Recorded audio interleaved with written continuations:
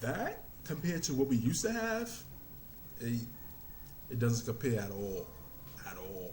If it wasn't for Tony, oh. Guys, welcome back to my channel. Today, I wanted to talk about R&B and what happened to it.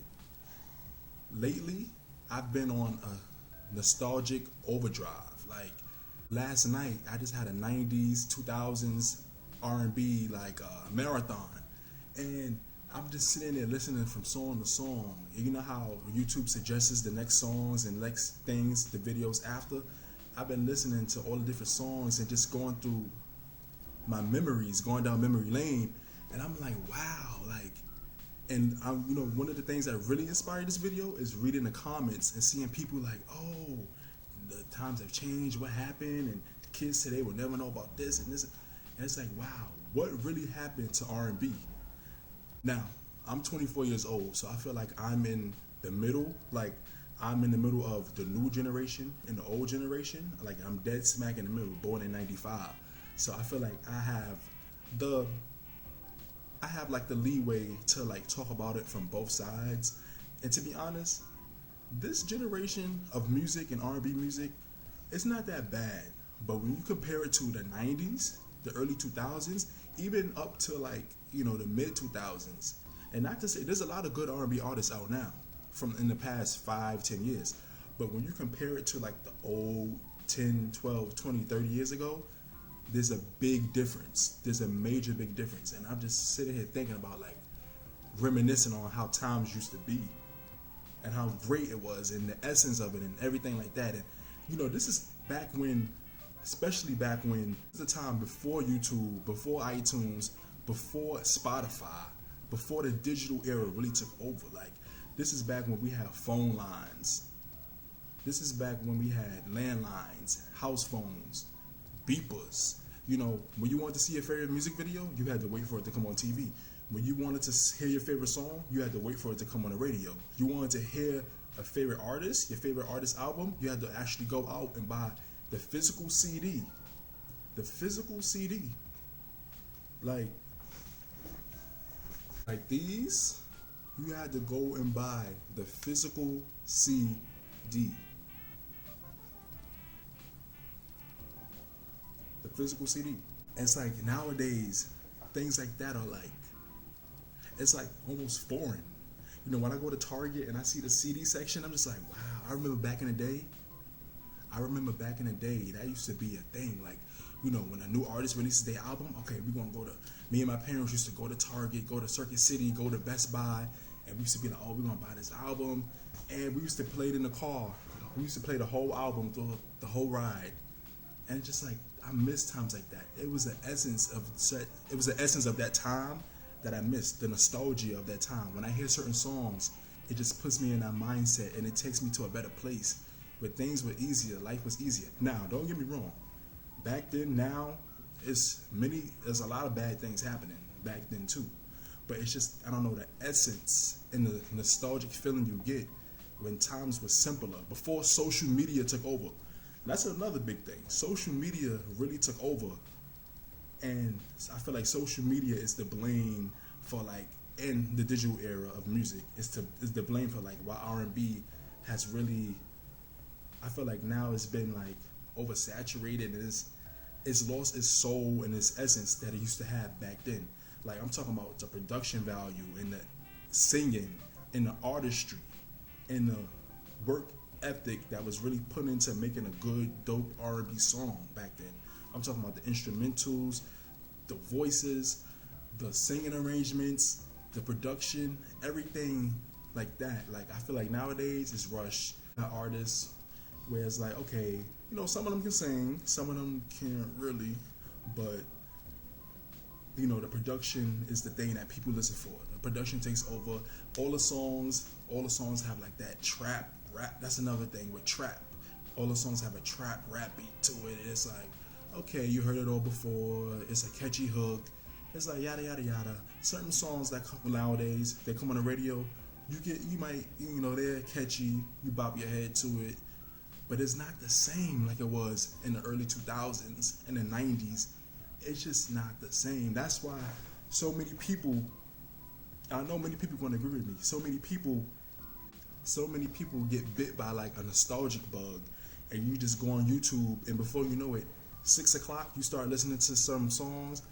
9 o'clock you still listening. You've been on a marathon for like 3 hours straight all night listening to R&B songs. So much better back then. The R&B was so much better back then. And I'm just sitting here thinking, it's like it was kind of a rhetorical question, but it wasn't like okay, you know what happened to R&B, but then you just be like, damn, I wish it would come back. But then you still have YouTube. You know, as I said, YouTube is a reason why it changes, because, you know, with this digital age, but we still have YouTube to reminisce. At least we still have YouTube to reminisce on our favorite R&B songs and favorite R&B artists of the past. Now, don't get me wrong, a lot of these R&B artists that used to make good music, some of them still make good music now, but a lot of them don't. Like, I can say, like, for example, here's some examples for me. Like, for like a male artist, you know, Usher, Chris Brown, Trey Songz. I could say when they, you know, in the early 2000s, they made good music, they made good R&B music, but now everything is like trap took over, and like some of them don't even sing no more. They use auto-tune, and they like rap sing, and it's like really. Beyonce is another example. Now, we all know Beyonce back in the day. To me, I feel like the old Beyonce is better than this new one. I said that in one of my old videos too, where she really had soul in her music and her sound. But now I feel like she's following the trends, and it's like, okay, it is what it is. But she don't have that same soul and essence she used to, I'll say, back in like 2004, when she released her first album, you know, with like Crazy in Love, Dangerously in Love, Me, Myself, and I. Songs like that, she don't do that no more. And it's like, okay, you got to keep up with the times, but at least keep that soul and essence in your music. I just don't feel like a lot of artists from the past that still make music do that now. Another thing is the music videos. The music videos used to like 106 in Park, BET, VH1, MTV. Well, specifically for R&B, BET and 106 in Park and stuff. Used to, you think about BET, Midnight Soul, or Video Soul with Donnie Simpson.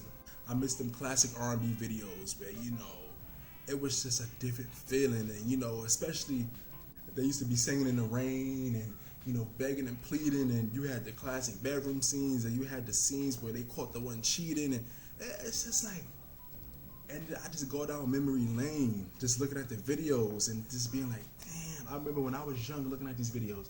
I remember when I was in high school looking at these videos. It's like, wow, R&B really changed. And you could say for better or for worse, but I know one thing for sure, it's not the same.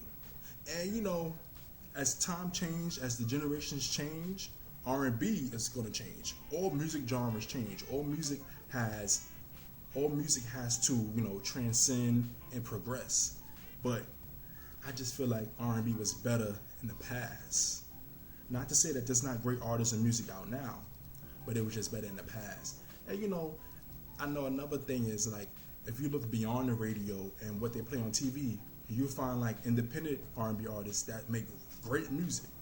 But like with the mainstream media and R&B radios and stuff are throwing at us, it's like that compared to what we used to have, it doesn't compare at all. It was way better back then. I grew up listening to the classics. So that's why nowadays, like my Spotify and my iTunes, like 80% of it is full of that classic 70s, 80s, 90s, 2000s R&B. For example, just to take some of y'all down memory lane with me, I separated it by category, so let's see. The female artists, I got Aaliyah, Sade, Janet Jackson, Whitney Houston, Mariah Carey, Mary J. Blige, Anita Baker, Phyllis Hyman, Toni Braxton, Mickey Howard, Alicia Keys, Ashanti, Faith Evans, Brandy, Monica, Tina Marie, Patti LaBelle. For the male artists, I got Michael Jackson, Teddy Pendergrass, Barry White, Luther Vandross, Freddie Jackson, Usher, Tevin Campbell, I'll Be Sure, Genuine, Joe, Marvin Gaye, Keith Sweat, Montel Jordan, Bobby Brown, Jamie Foxx, Donell Jones. And for the duo/groups, I got the Isley Brothers, Renee and Angela, Levert, SWV, Brownstone, Next, Total, God, Jagged Edge, Drew Hill, Jodeci, H-Town, Soul For Real, 112, The Barge, TLC, Flowetry, Destiny's Child, New Edition, Boys to Men, Belle Biv DeVoe, and this group got my name in it, Tony. Like, these, it's many more great artists than the ones I mentioned, but these groups and these artists and their songs, just listening to them nowadays, you just get that nostalgic overdrive, and it just hits you like, damn, music really changed, and it makes you be like, what happened to R&B? Like, it don't have that same feeling. It doesn't give you that same feeling that it used to. It doesn't give you that same energy it used to. And I know a lot of people agree with me, but I just had to express these thoughts because I know it's like a lot of people used to see me in the comments of old videos and old songs, and they used to be like, oh, I love your comments, oh, you got good taste in music. And it's like, it's for a reason, because I really miss these songs. I really miss this type of R&B. And you know, I just did this video because I know a lot of people would agree, and I just wanted to, you know, get other people's opinions on, why do y'all think R&B changed? Who were your favorite R&B artists of the past? Who are your favorite R&B artists now? Why do you think R&B changed so much? And what are your thoughts on this new generation of R&B that's coming out now? Just leave your opinion. Let's talk about it in the comments. Let's get this discussion going. Don't thumbs up this video and hit the notification bell on this side by the subscribe button so you can always see when I post. Thank you for watching. I'll see y'all in the next video.